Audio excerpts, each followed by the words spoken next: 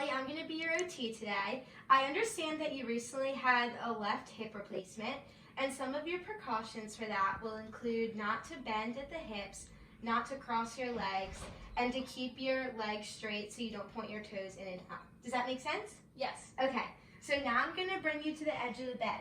I'm going to guide your operated leg, and your non-operated leg is just going to follow along, okay? Okay. Go. And as you're moving, you can angle your body so you stay straight. There we go. And then now that your legs are off the bed, you can use your elbows to bring yourself up. Great. And then scoot forward so your feet are on the ground and making sure you extend your operated leg. Great job. So now we're going to bring you to your wheelchair.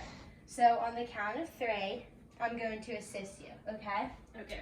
1, 2, 3. Good job. And now we're going to step back. Good job, you can move over. And then put your knees on the back of the chair and reach back for the handles. And then kick your leg out. Great job. So now we're going to move to the other chair. So I'm going to help assist you again. Okay. So we're going to grab you like this. 3, 2, 1. Good job. And then we're going to spin you around this way. Bring you back. Good job. Now you're going to put one hand on your thigh, and then your other hand you're going to reach back on the chair so you sit back.